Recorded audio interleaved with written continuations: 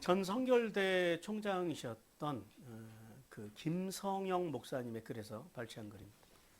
나는 능력보다 순종을 원한다. 종교개혁가 마틴 루터의 고백이다. 당시 루터가 부패한 교회를 향해 개혁의 횃불을 든 용기는 성령께서 주신 능력에 있었다.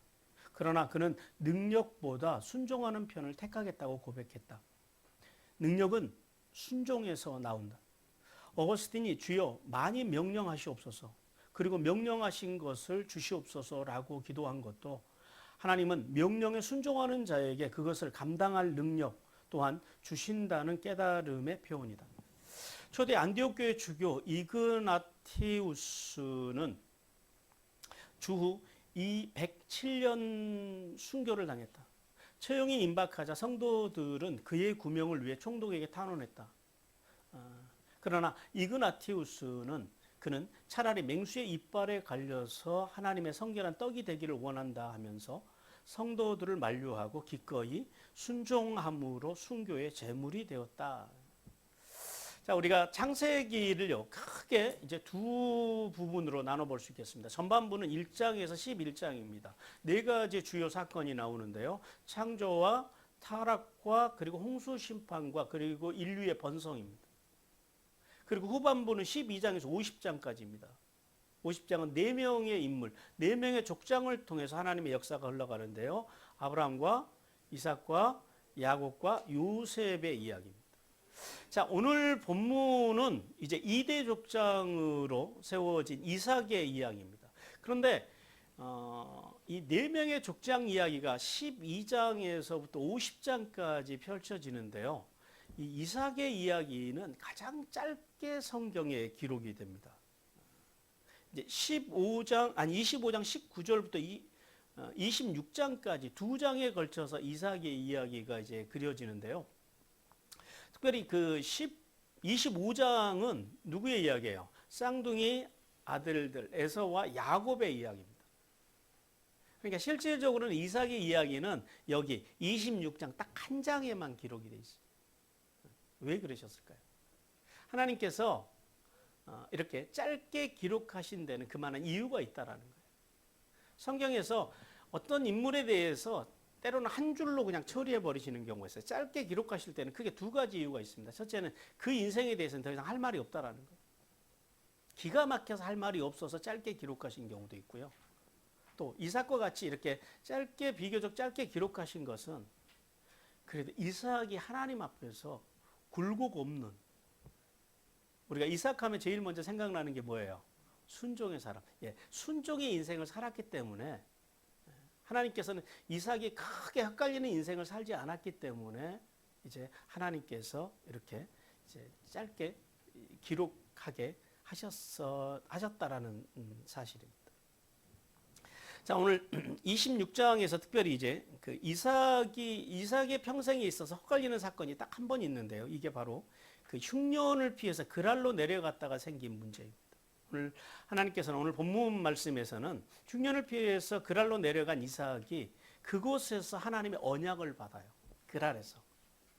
그리고 그 언약을 확정받고 용기와 위로를 얻는 이삭에 대해서 오늘 본문에서 말씀합니다. 자, 하나님께서 오늘도 우리에게 본문을 통해서 두 가지의 메시지를 주십니다. 첫 번째 메시지 같이 읽습니다. 시작. 하나님께서는 고난 중에 언약의 말씀을 존중하고 그렇게 살기 위해 발버둥 치는 성도를 기뻐하신다 그럽니다. 하나님께서 어떤 사람을 기뻐하신다고요? 예, 고난 중에서도 언약의 말씀을 존중하고 말 그대로 믿음으로 살아가는 사람들을 기뻐하신다라는 거예요. 자, 오늘 1절 상반절에 보니까요, 흉년을 만난 이삭에 대해서 말씀합니다. 하나님께서는 아브라함의 때에 들었던 큰 흉년이 이삭의 때에도 들었다라고 말씀합니다. 근데 사실은 이 흉년이 이게 이 가나안 지역에는 아주 자주 드는 일입니다. 특별히 우리가 이제 그 지도 보시면은 이게 이제 지금 그 가나안 지역, 팔레스타인 지역에 있는 그 지도인데요. 저쪽 그 이제 중앙을 보시면 레바논 그 국경 북쪽에서부터 남쪽 헤브론 산지까지 한 중앙으로 우리 여기 우리나라의 태백산맥과 같이 큰 산지, 산맥이 산들이 쭉 흘러와요. 그리고 그 산 위에 예루살렘, 뭐 헤브론, 베들 이런 도시들이 우리가 잘 아는 도시들이 다 그 중앙 산지 쪽에 있습니다. 왜 그랬을까요? 전쟁이요. 적들의 침입으로부터 보호하기 위해서 산 위에 올라가서 다 산성을 쌓고 높은 데서 그렇게 살았더라라는 거예요. 그래서 그 산지를 중심으로 해서 동편으로, 그러니까 여러분이 보실 때 지금 그러니까 오른쪽이죠. 오른쪽으로는 여기는 다 네게부 사막입니다. 광야입니다. 그러니까 이 산지와 이쪽 사막 지역, 광야 지역은요, 사람이 살기가 힘들어요. 못 살아요. 그러나 지중해 쪽으로, 서쪽으로, 지중해 쪽의 서쪽으로 여기 이쪽 지역은 그래도 사람이 좀 살만합니다. 그리고 계절적으로 보면은 이 가나안 지역이라고 하는 게 두 개의 계절이 있어요. 우리는 사계절이 있잖아요. 근데 이 팔레스타인, 이스라엘에는 우기와 건기로 나눠집니다. 우기와 건기로 나눠지는데, 겨울철, 그러니까 10월 달에서부터 4월 달까지를 겨울철이라고 그래요. 근데 여기가 우기예요. 이스라엘은 겨울에 비가 옵니다. 겨울에. 이때가 이제 비가, 많은 비는 아니지만 어쨌든 이 기간에 비가 내리고요. 여름철, 5월에서 9월까지는 건기예요. 이때는 몇 달 혹은 몇 주 이상 비가 오지 않아요. 그럼 어떻게 되겠어요? 비가 안 오면은요. 비가 안 오면은 이제 가뭄이 올 수밖에 없다라는 거예요. 근데 이 여름철이 더 더운 게 뭐냐면 저쪽 동남쪽이 어디냐면은 사우디아라비아 쪽이에요. 그쪽 아라비아 반도쪽에서 뜨거운 그 사막의 열기가 어디로 오냐면 팔레스타인으로 올라와요. 근데 이게 극심해지면은요, 팔레스타인 안에 있는 모든 풀들이 다 말라 죽어버립니다. 그래서 이스라엘 사람, 이 가나안 사람들은 이 가나안 사람들에게 가뭄과 기근이라고 하는 것은 사실은 그렇게 뭐 종종 찾아오는 것이 아니라 어떻게 보면 해마다 찾아오는 연례 행사처럼 이 그 가뭄의 문제는 계속해서 이 건기 때 찾아온다라는 거예요. 자, 그런데 오늘 본문에 보니까요, 하나님께서는 아브라함의 때에 들었던 그 첫 흉년이라고 그래요. 그 첫 흉년이 있었고 이삭의 때에도 같은 흉년이 일어났다고 그래요. 자, 우리가 앞에서 팔레스타인 지역을 이제 그 지리적으로 그다음에 계절적으로 우리가 이제 그 말씀을 들었잖아요. 이처럼 그 팔레스타인 지역은 이스라엘 땅은 흉년 그 가뭄도 작고 그래서 흉년이 비교적 자주 오는 지역입니다. 우리는 뭐 비가 안 와도 산에서 계속해서 우리는 강이 있고 산에서 계속 물이 나오잖아요. 그런데 이스라엘은 그러지가 않아요. 건기가 되면은요, 그 강이 다 말라버립니다. 그래서 이제 그걸 와디라 그래요. 와디. 그러니까 건천, 마른 그 천이라 그러는데, 그런데 하나님께서는 이렇게 자주 일어나는 가뭄을 마치 오늘 본문에 보면요, 흉년이 아브라함 때에 있었고 가뭄이, 그리고 또 이삭의 때에 와서 어쩌다가 지금 일어난 것처럼 그렇게 말씀해요. 여기는요, 하나님께서 이렇게 말씀하시는 데는 두 가지 이유가 있습니다. 첫 번째는 뭐냐면, 이제 평상시에는 이렇게 늘 가뭄이 일어나지만 큰 가뭄, 그러니까 도저히 팔레스타인 지역에서 살 수 없는 그런 엄청난 가뭄이 아브라함의 때, 아브라함의 12장의 사건, 그 다음에 20장의 사건, 아브라함의 시대에는 두 번 있었습니다. 그 큰 가뭄이, 그 가뭄으로 인한 흉년이, 기근이 이삭의 때 또 왔다라는 거예요. 그러니까 이것은 자잘자잘한 그런 가뭄이 아니라 큰 가뭄이, 그러니까 애굽으로 내려가야만 하는 가뭄, 살기 위해서는 가나안을 떠나야 하는 그 가뭄이 지금 이삭의 때에 왔다라는 거예요. 그러니까 창세기 12장에서 있었고 20장에서 있었죠. 그리고 또 한 가지 의미는 뭐냐면 대흉년으로 인해서 아브라함이 애굽으로 그랄로 내려가잖아요. 근데 내려가기만 했으면 괜찮은데 거기서 아브라함이 뭘 해요? 실수를 합니다. 죄를 져요. 근데 그 죄, 그 실수가 이삭의 때에 와서 또 반복이 됐다라는, 그러니까 이런 두 가지 의미가 있어요. 큰 흉년이 아브라함의 때에 두 번 왔고 이삭의 때에도 또 왔다라는 의미가 있고요. 그리고 또 하나는 뭐라고요? 그 흉년으로 인해서 아브라함이 실수했듯이 이삭이 또 실수하는 일이, 하나님 앞에서 범죄하는 일이 이 흉년으로 인해서 또 생겼다라는 이 두 가지 말씀을 합니다. 자, 성도 여러분, 우리가 여기서 한 가지 질문을 해봐요. 인생에 고난이 왜 옵니까? 네. 살아 있으니까 옵니다. 살아 있으니까. 그런데요, 어떤 사람들은 인생에 고난이 왜 온다고 생각을 해요? 왜 온다라고 말을 해요? 기도 안 해서 온다 그래요. 또 죄가 많아서 온다 그래요. 죄를 지어서 온다 그래요. 그러면은 우리가 여기서 다시 한번 질문해 봐요. 그럼 세상에 죄 없는 사람이 있습니까? 로마서에서 이렇게 말씀합니다. 5장 12절 같이 읽습니다. 시작. 그러므로 한 사람으로 말미암아 죄가 세상에 들어오고 죄로 말미암아 사망이 들어왔나니 이와 같이 모든 사람이 죄를 지었으므로 사망이 모든 사람에 이르렀네요. 예, 우리가 다 죄를 지었다라는 거예요. 죄를 지었어요. 우리가 다 죄인이라는 거예요. 우리가 다 저주를 받았다라는 거예요. 그러니까 저주를 받아서 죄를 지어서 저주를 받았다라는 말은 맞는 말이에요, 틀린 말이에요? 맞는 말이에요. 그 말은 틀린 말은 아니에요. 다 우리가 이 땅에서 저주를 받고 인생의 광야를 만나는 건 우리가 죄가 많아서 그래요. 우리가 죄인이기 때문에 고난을 당하는 거예요. 하나님께서는 아담과 하와로 인해서 죄가 이 세상에 들어왔고, 그래서요, 우리가 모든 인간들이 저주를 받아서 사망의 몸을 입고 살아간다라고 로마서에서 말씀하시잖아요. 그래서 이러한 인간의 실상에 대해서 사도 바울이 이렇게 탄식을 합니다. 로마서 7장 24절 같이 읽습니다. 시작. 오라, 나는 공고한 사람이로다. 이 사망의 몸에서 누가 나를 건져내라. 그래. 자, 인생의 저주가 왜 와요? 고난이 왜 와요? 예, 맞아요. 저주, 죄가 많아서 와요. 죄인이기 때문에 인생에 고난이 오는 거예요. 그런데요, 그래서 여기서 그래서 살아있기 때문에 고난이 온다라는 말이 여기서 나오는 거예요. 그렇기 때문에 죄인이기 때문에 우리가 기도를 잘 많이 해도 고난은 오고, 기도를 안 하고 자기 멋대로 살아도 고난은 온다라는 거예요. 그러니까 무슨 말이냐면 우리가 하나님 앞에서 어떻게 사느냐, 어떤 모습으로 사느냐, 그거에 따라서 고난이 오고 안 오는 것이 아니라 우리가 어떻게 살아도 인생에 고난은 온다 안 온다? 와요. 그래서 살아있기 때문에 고난이 온다 그러는 거예요. 그런데 죄 때문에 오는 것은 맞다라는 거예요. 근데 뭐 기도를 안 해서 안 오고 기도를 많이 하면 안 오고 그건 아니다.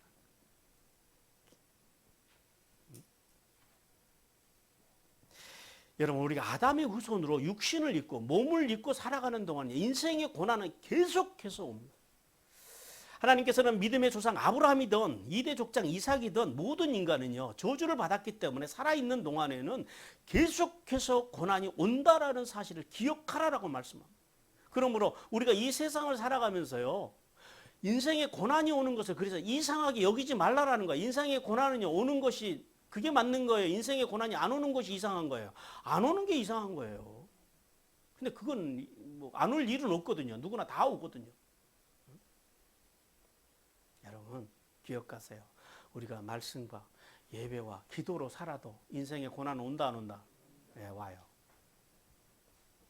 그렇게 안 살아도 자기 마음대로 살아도 인생의 고난은 온다 안 온다? 와요. 그래서 근데 중요한 건 그 다음이에요. 인생의 고난은 우리가 살아있는 동안에는 어차피 와요. 그런데 중요한 건 뭐예요? 그래서 우리가 실수도 해요. 거짓말도 해요. 우리가 넘어지기도 해요. 왜? 우리가 연약하고 부족하니까. 우리는 하나님이 아니잖아요. 우리는 언제나 실수하고 실패하고 낭망하고 살아가는 존재. 그것이 우리예요. 인간이에요. 그러니까 하나님 앞에서 뭐 교회 오셔가지고 나는 뭐 괜찮은 사람인 것처럼 그러지 마세요. 그거하고 똑같아요. 교도소에 들어간 사람들이 교도소에서 자기가 신사인 것처럼 하는 거하고 이게 똑같은 거예요.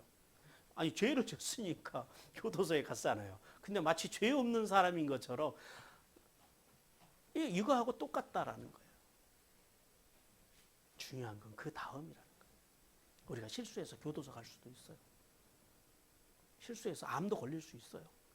사업이 망할 수도 있어요. 직장을 잃을 수도 있어요. 그 다음이요. 어떤 신앙으로 살아야 된다고요? 슈브요. 슈브의 신앙. 하나님께로 돌아가서 고난을 만나고 인생의 저주를 만나거든 살아있음으로 오는 이 인생의 고난 앞에서 고난이 오고 인생의 어려움이 오면 하나님께로 돌아가서 하나님 제가 이렇게 부족해요. 제가 이렇게 연약해요. 어쩔 수 없는 제가 죄인이요 라고 고백할 줄 아는 신앙을 가져야 한다라는 거예요. 그러면서요. 그 속에서 우리가 그 실패 속에서 그 고난 앞에서 감사해야 될 게 뭐예요? 아, 오늘 내가 이렇게 살아있으니까 이 고난을 지금 느끼는 거예요. 사람이요. 너무 아프면은요. 기도도 안 돼요, 사실은. 찬송도 위로가 안 돼요. 너무 아프니까요. 말도 위로가 안 돼요. 그러니까 너무 힘든 사람한테 가가지고 힘내세요. 이런 말도 하지 마요. 짜증나요. 승질나요. 그냥 가서 손 한번 잡아주고 그냥 한번 꼭 안아주고 오세요. 그걸로 끝내요. 거기다 대놓고 우리가 위로한다고 하나님이 도우실 겁니다. 하나님이 더 선한 길로 인도하실 겁니다. 그 순간에는요. 승질납니다. 제가 당해봤잖아요. 짜증나요 아주.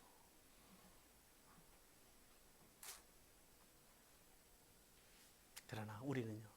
하나님께로 돌아가서 내가 오늘 살아있기 때문에 이 고난도 느끼는 거예요. 죽으면 고난이 안 와요?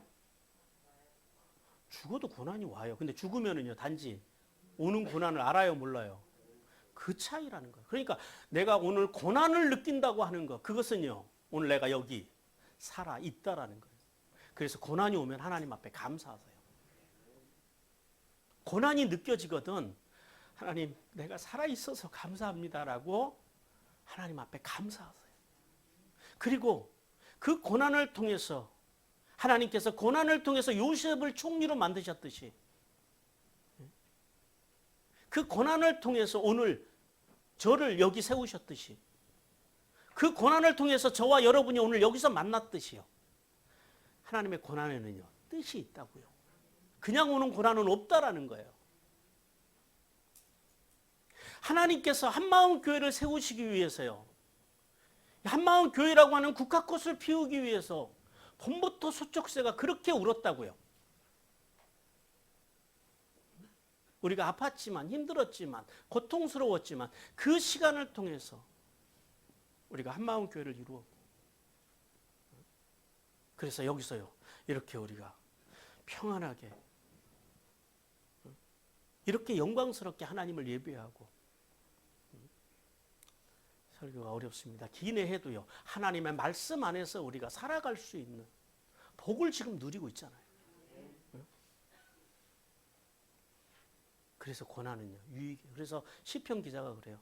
고난을 통해서 내가 고난을 통해서 내 인생이 유익해졌다라는 거예요. 고난이 내게 복이 되었다라는 거예요. 그래서 고난이 오면은요. 고난은 다시요. 살아있는 동안은요. 어차피 와요. 그러니까 고난이 오는 것을 이상하게 생각하지 마세요. 그리고 되려요. 고난이 오면 그 고난을 구속사적으로 성경적으로 해석할 수 있는 신앙. 그리고 인생의 고난이 오면 하나님의 말씀 앞에 엎드려서 예배와 기도로 더욱 하나님께 주께로 가까이 슈브 돌아가는 기회를 삼음으로 하늘의 복과 땅의 복을 받는 성도들이 되시기를 주님께서 원하십니다. 두 번째는요. 그래서 이제 그 고난이 와서 그랄 땅으로 이삭이 내려갔다라고 1절 하반절에서 말씀합니다. 하나님께서는 이삭이 흉년을 피해서 그랄에 내려가서 블레셋 왕 아비멜렉에게 도착했다라고 말씀합니다. 여러분 그 그랄은요, 아까 앞에서도 말씀드렸지만은 지금 그랄이 어디냐면은 저쪽 그 지중해 쪽 서해 쪽입니다. 자 부엘라 헤로인 어디예요? 네게브 사막이에요. 사막에서 살다가 흉년이 오니까 어디로 내려갔어요? 어디로 갔어요? 예, 이제 그 목초지가 있는 서쪽으로 갔어요. 저기가 그랄입니다. 저희가 팔레스타인, 그 블레셋 옛날 블레셋 땅인데요. 이 그랄이라고 하는 말, 저 그랄이라고 하는 단어가 히브리어로 게라르라고 합니다. 숙박하는 곳이라는 거예요. 잠을 어디 가서 자요? 편한 데 가서 자요? 불편한 데 가서 자요? 예, 편한 데 가서 자요. 그러니까 그 게라르, 그 그랄 땅이 살기 좋았다라는 말이에요? 안 좋았다라는 말이에요? 좋았다라는 말이에요. 그 다음에 블레셋이라고 하는 단어도요, 체류자의 땅입니다. 사람들이 거주하는 땅. 사람들이 어디 거주해요? 살기 불편하면 거주 안 하잖아요. 살기 좋았다라는. 그러니까 저 그랄 땅이 가나안 지역에서는 어떻게 보면 노른자위 같은 땅이에요. 살기 좋은 땅이에요. 그래서 이 블레셋이라고 하는 이 말을, 이 히브리어를 현대에 그것을 음역을 해가지고 팔레스타인이라는 말을 거기서 나왔습니다. 그러니까 이 블레셋이라는 단어가 오늘날 우리가 저 지역을 팔레스타인이라고 그러잖아요. 그게 이제 블레셋에서 나온 단어예요. 그래서 블레셋이라는 단어를 음역을 현대식으로 포기해서 우리가 팔레스타인이라고 그래요. 자, 앞에서 말씀드린 대로 저 중앙 산지 헤브론에서 브엘세바까지 이어지는 저 모리아 산성부터 저 북쪽 그 레바논에서부터 그쪽으로 쭉 이어지는 중앙 산지를 중심으로 해서요. 그러니까 서쪽 동쪽으로 한 그쪽이 중앙 산지에서 그 동쪽 그 네게부 사막까지 광야가 한 60%를 차지합니다. 그러니까 60%의 땅은 못 써요. 사람으로 말하면은 반쪽을 못 쓴다는 말이에요. 그리고 저쪽 중앙산지 아래쪽 저 그랄이 위치하고 있는 저 지중해 저쪽으로만 한 40% 정도가 삽니다. 지금도 그 유대인들이 물론 이제 사막을 그 갈릴리 호수에서 물을 끌어들여서 이제 네게부에서 그 이제 농장을 만들어서 그렇게 지금은 살아갑니다만은 지금도 이스라엘 사람들이 한 60% 이상이 다 저쪽 그 이제 그 지중해 쪽, 그 평지 쪽에서 지금도 살아가고 있다고 그래요. 그러니까 자, 그러니까 보세요. 이삭이 가뭄으로 인해서 극심한 흉년이 오자 네게부 지역이 부엘라 헤로이가 무슨 뜻이에요? 살아 계셔서 감찰하신 하나님의 우물. 이 이름은 누가 지어줬어요? 하나님께서 하갈에게 지어주신 이름이에요. 하갈이 여기에서 하나님을 만난 거예요. 그 우물을 떠나서 어디로 가요? 비옥한 곡창지대인 그랄로 내려갑니다. 그리고 그곳에서 블레셋과 아비멜렉의 도움을 받고자 했다라는 거예요. 자, 하나님께서 오늘 성도 여러분 이 말씀을 통해서 우리에게 뭘 말씀하고자 하시냐라는 거예요. 하나님께서는 예수 그리스도를 믿어 구원받은 성도가 인생의 고난이 왔을 때 그 고난을 어떻게 해결해 가야 하는 원칙에 대해서 오늘 우리에게 말씀합니다. 여러분 인생의 고난을 만나면요 사람들이 걔에게 두 가지로 반응을 하거든요. 첫 번째는 이 경건한 사람, 믿음으로 살아가는 사람들은 말씀과 살아온 삶의 흔적들, 자기 간증을 통해서 하나님을 신뢰합니다. 아, 고난에도 무슨 뜻이 있겠지 라고 해석을 하고 하나님께 감사함으로 가는 사람, 경건한 사람이 있고요. 또 한 부류의 사람들은 자신의 경험을 의지해요. 자신의 뜻을 의지해요. 그리고 자신의 방법으로 문제를 풀어가려고 그래요.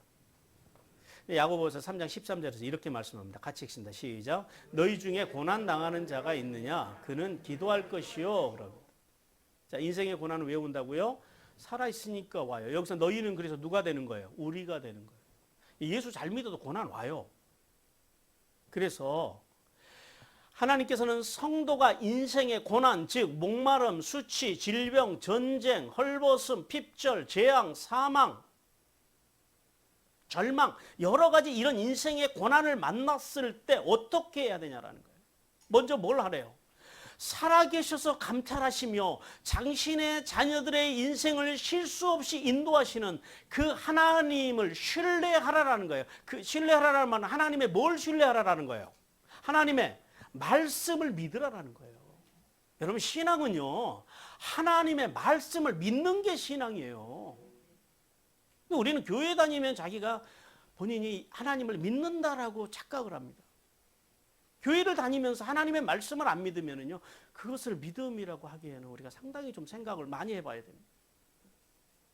하나님의 언약의 말씀을 신뢰하고 그 다음에요 예배와 기도의 삶으로 하나님께 그 고난을 통해서 더 가까이 나가야 한다는 지금 이걸 하나님께서 말씀하시는 거예요.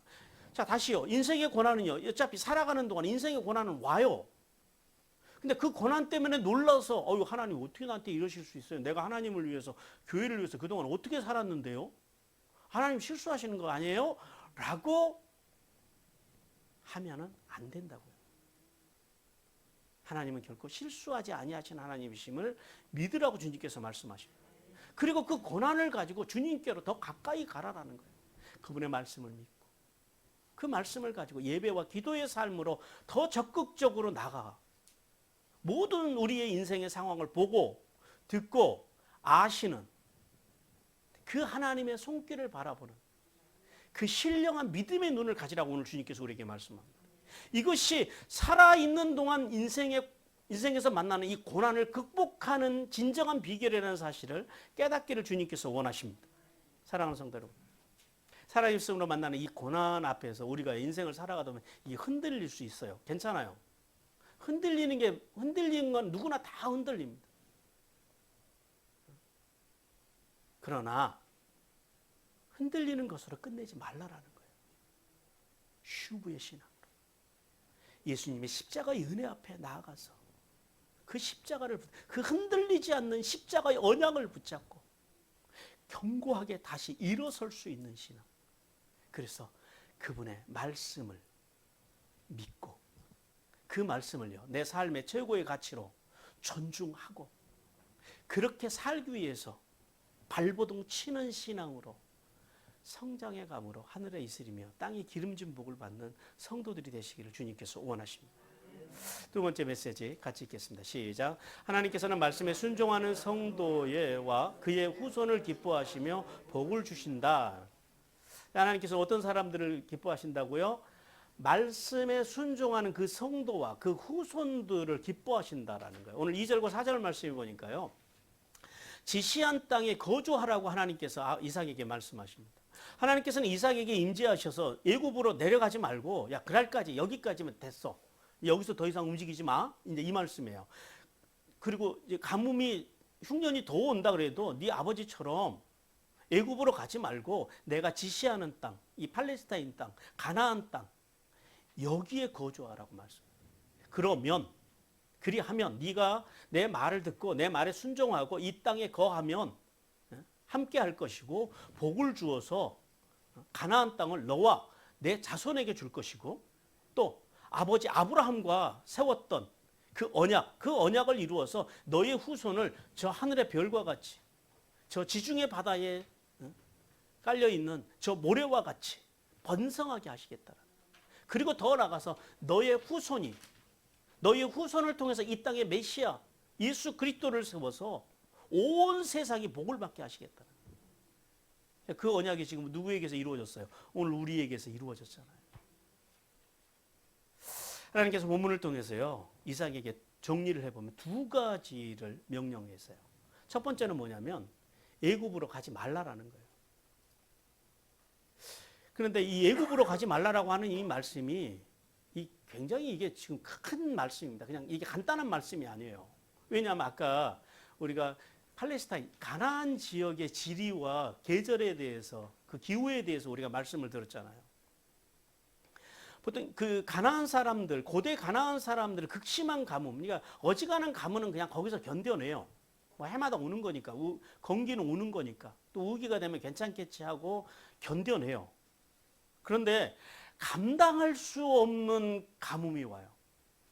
우리 인생도 똑같잖아요. 가끔 가다가 이게 내가 이걸 통과할 수 있을까 싶을 정도의 감당할 수 없는 지금 마치 저렇게 이태원에서 그 생떼 같은 자식들을 잃고 아파하는 유족들의 저런 고난이요. 내가 평생 의지하고 쌓아왔던 모든 것이 무너져 버린 시간. 그런 시간들이요. 삶을 살아가다 보면요. 안 오면 좋겠는데 꼭 온다고요. 이것이. 이 고난이. 그래서 이 고대 가나안 사람들은 그런 극심한 가뭄이 오면은요. 이 사람들은 어디로 가냐면은 애굽으로 내려갑니다. 왜냐하면 애굽은 나일강은 가뭄과 상관없이 기후와 상관없이 저쪽 에티오피아서부터 나일강이 쭉 발원해서 흘러내려오거든요. 얘가 1년에 한 번씩 범람을 해요. 그래가지고 그 고센 지역을 중심으로 해서 그 나일강 우리가 나일강 삼각주라 그러죠. 거기는 늘 사시사철 풍부합니다. 물이 있기 때문에. 그래서 이 고대 가나안 사람들 흉년을 피해서 극심한 흉년이 오면요 애굽으로 내려가는 것은 이 사람들에게 상식이에요. 나쁜 게 아니고요. 살기 위해서. 왜냐하면 가나안에 극심한 가뭄이 오면 이 사람들이 여기가 피난처 최후의 보루라고요. 그러니까 이게 상식이에요. 그래서 아브라함이 가뭄이 왔을 때, 큰 흉년이 왔을 때 하나님 앞에 기도해요, 안 해요? 안 해요. 안 하고 그냥 애굽으로 내려가요. 아브라함 믿음이 없어서 그랬을까요? 아니요. 믿음이 없어서 그런 것이 아니라 그것이 상식이라고요. 그 시대에. 그러니까 그거는 하나님께 기도하고 말고 할 게 없는 거예요. 그냥 가는 거예요, 누구나. 왜? 살 수가 없는데 그거 어떻게 견딜 거예요? 그런데 오늘 하나님께서는요, 이삭에게 상식에서 벗어난 요구를 지금 하고 계시는 거예요. 이 말씀이. 애굽으로 가지 말라라는 말씀은 이삭이나 그 시대의 사람이 들었을 때는 이건 도저히 상식이 없는 말씀이에요. 여러분, 왜 그럼 하나님께서 이삭에게 이렇게 상식에서 벗어난 요구를 지금 하고 계실까요? 모든 사람이 다 알고 있는 사실을 하나님께서 그걸 역으로 지금 말씀하시는 거예요. 그러지 말라라는 거예요. 가지 말라라는 거예요. 그것은 뭐냐면 구원받은 성도가 인생의 고난 앞에서 우리가 살아가는 삶의 원칙, 성도가 살아야 할 삶의 원칙을 지금 말씀하고 계시다라는 거예요. 즉 예수 그리스도를 믿어 구원받은 성도는 세상의 상식으로 사는 것이 아니라요. 뭘로 살아요? 믿음. 예. 믿음이 뭐라고요, 근데? 하나님의 말씀을 믿는 것이 믿음이라고. 그 말씀을 존중하는 것이 믿음이라고. 그 말씀대로 살기 위해서 발버둥 치는 게 그게 믿음이라는 거예요. 그걸로 살아야 된다는 거예요. 그러니까 그리스도인은 상식이 아니라 초상식으로 살아야 된다. 우리 선배 목사님이 어느 교회를 갔더니 교회 표가 상식이 통하는 교회들이에요. 그 말씀을 하시면서 당신이 마음이 좀 불편했다고 그러시더라고요. 그러니까 이해는 되죠. 얼마나 교회 교인들이 상식이 안 통하면 교회 표가 상식이 통하는 교회겠어요. 근데요, 신앙인은 상식으로 사는 것이 아니라 뭘로 살아야 돼요?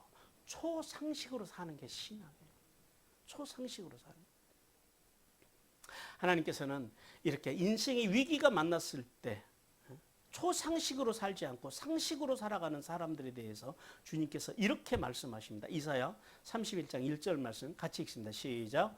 애굽을 도움을 구하러 애굽으로 내려가는 자들은 화 있을진저 그들은 말을 의지하며 병거의 많음과 마병의 심히 강함을 의지하고 이스라엘의 거룩하신 일을 앙모하지 아니하며 여호와를 구하지 아니하나니. 그럼 자, 말을 의지하는 거, 병거를 의지하는 거, 마병을 의지하는 거, 그건 상식이거든요. 우리가 이 세상을 살아가면서 돈을 의지하고 살아가는 거, 카드를 의지하는 것, 그건 상식이거든요.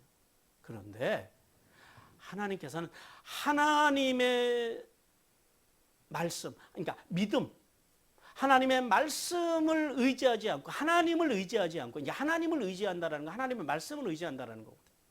하나님을 의지하지 않고 하나님의 말씀을 의지하지 않고 그분의 말씀의 정신을 의지하지 않고 세상의 상식, 초상식이 아니라 상식으로 살아가는 사람들에게 하나님께서 뭐라고 그러신다고요? 그들에게 화가 있다는 거예요. 그러므로 성도는 도움을 위해서 애굽으로 내려가는 세속과 죄악의 땅으로, 그것은 세상과 죄악의 땅으로 내려가는 것이고 세상의 풍요로움을 따라가는 것은요 결국 영적인 파멸의 길로 간다라는 사실을 기억하는 은혜를 받으라고 주님께서 말씀하십니다. 그래서 주님께서는 우리가 이렇게 살아야 된다라는 거예요. 마태복음 7장 13, 14절입니다. 좁은 문으로 들어가라. 멸망으로 인도하는 문은 크고 그 길이 넓어 그리로 들어가는 자가 많고 생명으로 인도하는 문은 좁고 길이 협착하여 찾는 자가 적음이라 그럽니다. 그러므로 십자가의 은혜로 진 예수 그리스도를 믿어 구원받은 성도들은요 세상의 넓은 문, 세상의 가치, 그러니까 오늘날로 말하면요 만모니즘과 세속적인 번영과 기복주의에 물들어 세상의 풍요만을 쫓아가는, 그게 상식이잖아요. 그 상식으로 살아서는 안 된다.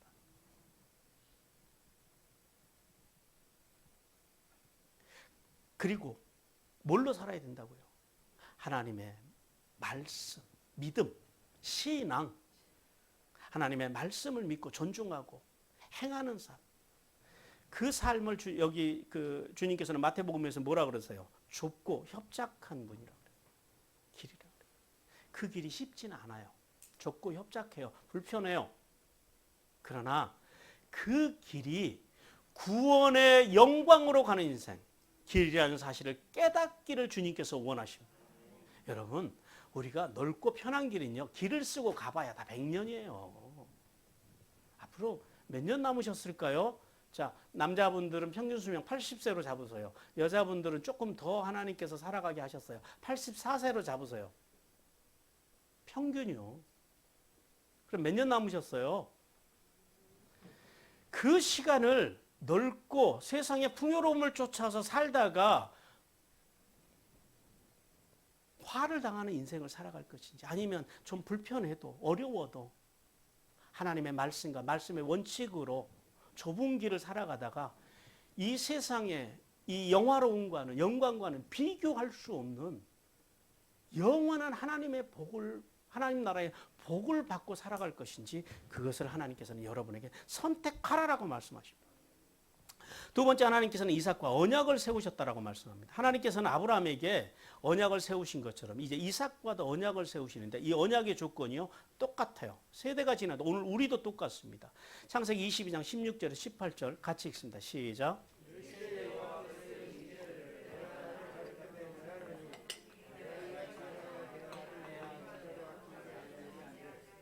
내가 내게 큰 복을 주고 내 씨가 크게 번성하여 하늘의 별과 같고 바다의 모래와 같게 하리니 내 씨가 그 대적의 성문을 차지하리라.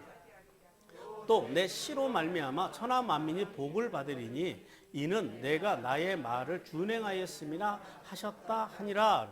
자, 아브라함이 그랬던 것처럼 이삭이요, 하나님의 말씀을 듣고 순종하면 이거예요. 그러니까 너희가 믿으면 이삭과 함께 하셔서 하나님께서는 세 가지 복을 주시겠다라고 해요. 첫째는 아브라함에게 주시기로 했던 이 가나안 땅에 대한 복을 주시겠다. 땅을 주시겠다. 이 땅을 주시겠다라는 거예요. 그래서 그 땅이 지금 어떻게 됐어요? 그 이삭의 후손들이 그 땅을 지금 차지하고 살아요.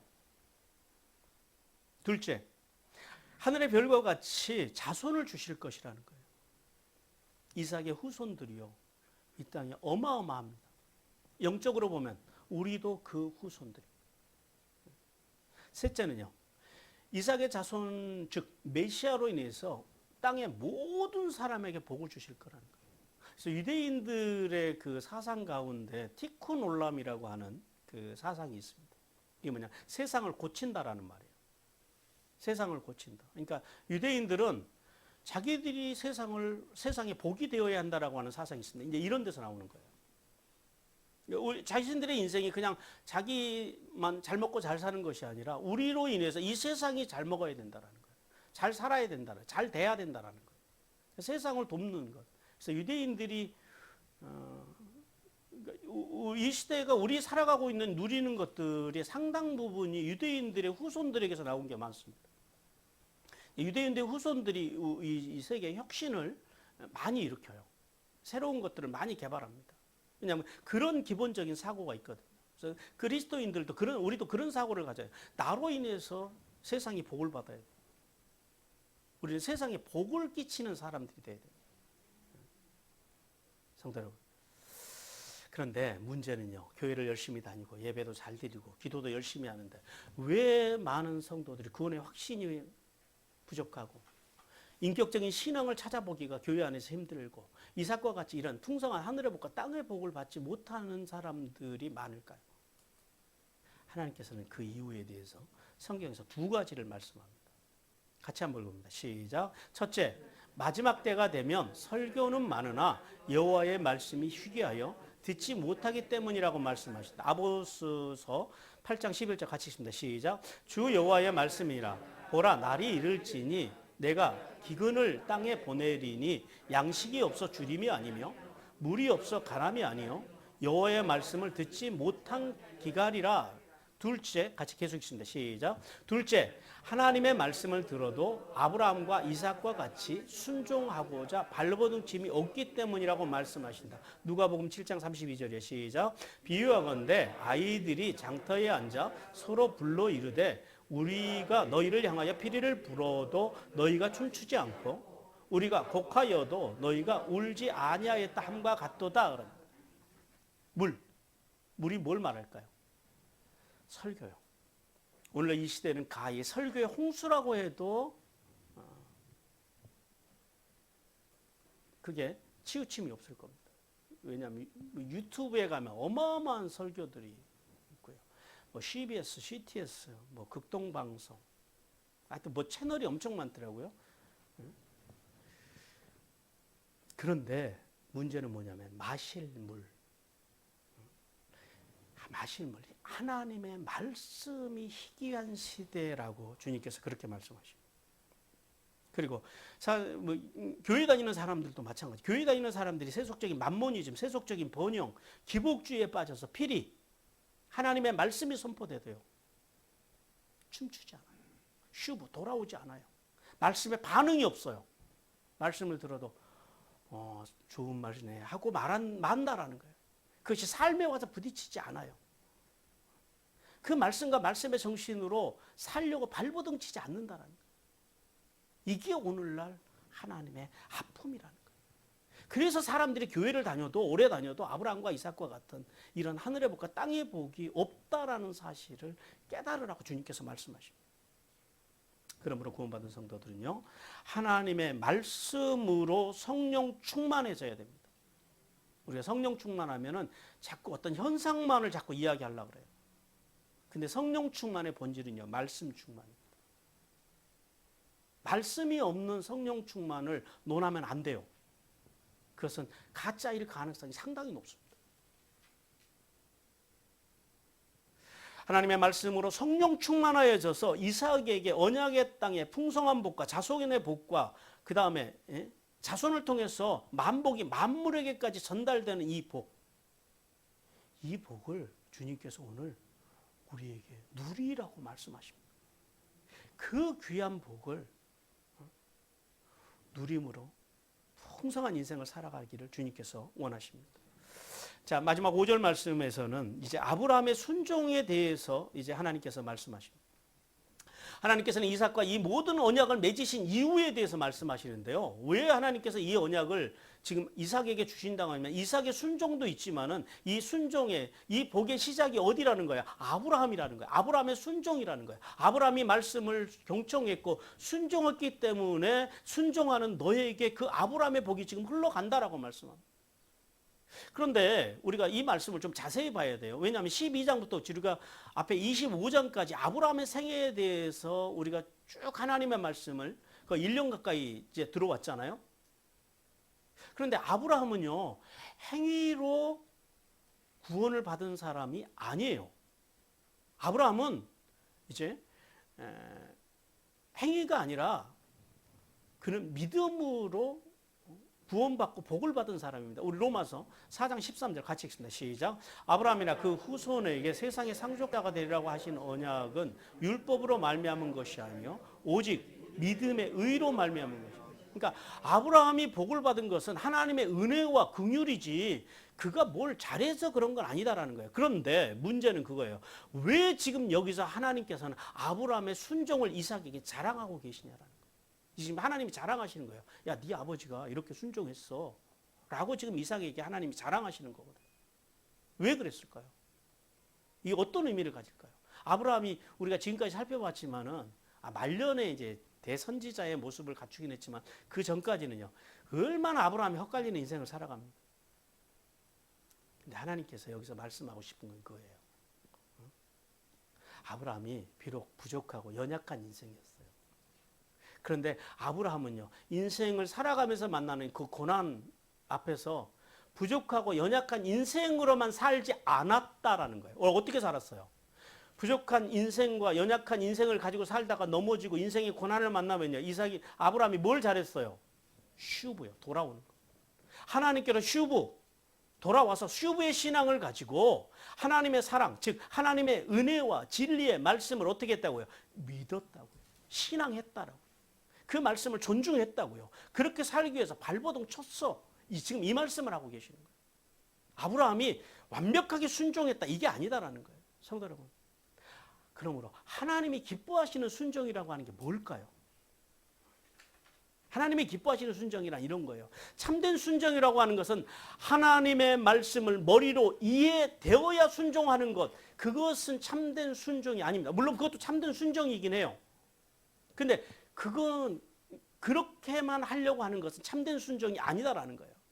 아브라함처럼 하나님이 마음에 새겨주신 말씀이 영과 육의 귀에 들려오면 그것이 다 이해가 되지 않고 그것이 잘 안 돼도 오늘 지금 이삭에게 하나님께서 초상식을 뛰어넘는 요구를 하시잖아요. 내 상식하고는 안 맞아도 그것이 하나님의 말씀이면 그 말씀을 전인격적으로 내가 수용하는 거예요. 왜? 하나님의 말씀이니까. 거기에 대해서 토달지 않는 거예요. 하나님 이해가 안 되는데 설명 좀 해주세요. 이렇게 안 한다라는 거예요. 그냥 한다라는 거예요. 왜요? 하나님의 말씀이니까. 토달지 않는 것. 그리고 잘 안 되더라도 삶의 자리에 나가서 그렇게 살기 위해서 발버둥 치는 것. 그것이 참된 순종이라고. 우리 신명기 4장 2절 같이 읽습니다. 시작. 내가 너희에게 명령하는 말을 너희는 가감하지 말고 내가 너희에게 내리는 너희 하나님 여호와의 명령을 지키라. 하나님의 말씀이면 가거라. 감하지 말라라는 거예요. 토달지 말라라는 거예요. 이게 참된 순종이에요. 자, 그러면 좀 더 구체적으로 아브라함이 어떤 자세로 하나님의 말씀에 순종했냐라는 거예요. 네 가지를 말씀합니다. 첫 번째는 같이 읽습니다. 시작. 하나님의 명령에 순종했습니다. 하나님의 여기서 명령이라고 하는 말은 미슈메레트라고 합니다. 이게 샤마르라고 하는 동사에서 나온 단어거든요. 이게 경계, 지킴, 직무 이런 말이에요. 그러니까 명령에 순종했다라는 건 뭐냐면은 하나님의 말씀을 마음에 간직하고 말씀으로 자신의 생각과 언어와 행동과 인격을 지키며 살기 위해서 조심하고 또 조심하는 순종하는 자세. 그런 삶을 아브라함이 살았더라는 거예요. 마치 이렇게 하나님의 살얼음을 깨지지 않기 위해서 걷는 것처럼 그렇게 정숙하게 하나님 앞에서 살려고 아브라함이 어떻게 했다고요? 발버둥 쳤다고요. 근데 우리가 알거니와 아브라함이 진짜 그렇게 살았어요? 못 살 때가 많아요? 살 때가 더 많았어요? 못 살 때가 많아요. 근데 말씀이 들려오면 일단 아브라함은 그렇게 살려고 또 발버둥을 쳐요.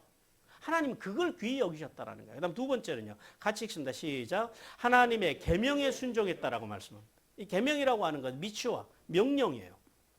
그러니까 마치 이 계명에 순종했다라는 말은 아브라함이 하나님의 말씀이 귀에 들려오면 그 다음에 마음과 생각에 하나님의 말씀을 넣어주시면 명령에 죽고 사는 군인처럼 하나님의 그 말씀을 명령으로 여겼다라는 거예요.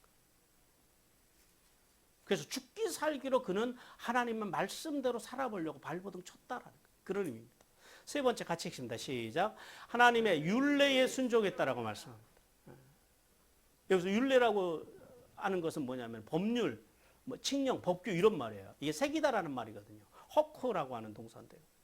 그러니까 하나님께서 신비, 우리의 마음의 판에, 마음판에 새겨주신 그 하나님의 말씀, 그 말씀을 법으로 알았다라는 거예요. 하나님의 말씀을 법으로 지켰다라는 거예요. 법으로 안 지키면 어떻게 돼요? 감옥 가요. 그래서 감옥 가지 않기 위해서 우리가 법을 지키잖아요. 벌금 내지 않기 위해서 법을 지키잖아요. 마찬가지로 아브라함이 그런 자세로 하나님의 말씀을 삶의 기준, 도덕의 기준, 윤리의 기준으로 삼고 다 그렇게는 못 살지만 그렇게 지키기 위해서 어떻게 했다고요? 그렇게 발버둥 쳤다라는 거예요. 그 다음에 마지막 네 번째 같이 읽습니다. 시작. 하나님의 법도에 순종했다 그러면 이 법도라고 하는 것은 좀 단어가 이 번역이 좀 약해요. 율법으로 번역하는 게 훨씬 맞는데 토라입니다. 율법, 가르침 이런 말이에요. 그러니까 무슨 말씀이냐? 아브라함이 법도에 순종했다라고 하는 것은 하나님의 언약의 말씀을 자기만 지키고 살았던 것이 아니라 이삭을 비롯한 자기의 사람들에게요. 딜리버리 했다라는 거예요. 가르치고 전하는 삶을 살았다. 그러므로 성도는요, 아브라함과 같이 명령과 계명과 율례와 법도에 순종하는 삶만이 하나님 걸 기쁘시게 하고, 그리고 영화롭게 함으로 하늘의 복과 땅의 복을 받는 지름길이라는 사실, 그 사실을 깨닫기를 주님께서 원하십니다. 사랑하는 성도 여러분, 은혜로 오신 예수 그리스도를 믿어 구원받은 성도는요, 세례를 통해서 예수님과 연합되어 성화의 삶을 살아가는 성도로서 이 세상의 만몬이즘, 그 다음에 세속적인 번영, 기복주의가 주는 이 순간적인 만족과 쾌락을 버리라고 주님께서 말씀하십니다. 그걸 붙잡지 말라라고 말씀합니다. 그리고 죄 없으신 예수님의 십자가의 은혜 아래서 진리의 말씀에 순종하는 삶, 아니 순종이 안 되면요 복종이라도 하시고요, 복종이 안 되면요 맹종이라도 하라라는 거예요. 그러한 삶으로 하늘에 이스리며 땅에 기름진 복을 받는 복된 인생, 복된 가문을 이루시기를 주님께서 원하십니다.